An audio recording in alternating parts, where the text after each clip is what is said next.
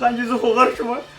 زه تباه شوم خانجي يلا خیر ته کینه یار کینه موږ دې ځان سره اوتر کو یار چې په خبره دا ګورې نه چې کار کوم لګیا ما خانجي لس کاله پس الله پاک وړ کې راکم پس پتا کې خو یو ځان نه رانه وتښتو زه خو تباه برباد شوم خانجي څه چلو کې دا خو ډېر بد شو یار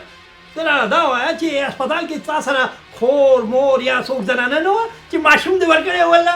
خانجي ټول ورسره وو خو هغوی ټول چې کوم دی نو دوکه ورکړله ماشوم یې بوتو نه ته دا وایه چې تاسو اوږده وې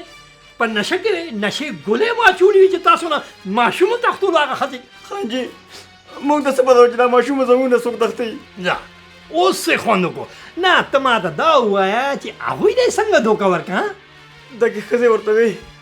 چې زه یې ماشوم ته حفاظتي ټکې وهم زه خو تباه برباد شم خانجي زه به څه کوم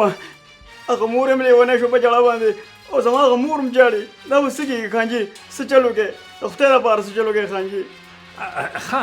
دا راته وایه چې هلته هسپتال کې چې کومه چوکۍ ده هلته دې راپورټ لیکلی دی او خانجي هلته اکسیډنټ شو نو ټولو پولیسواله په هغې باندې وو نو زه ځکه تاسو نه رالم خانجي دغه مخامخ هسپتال دی که نه جي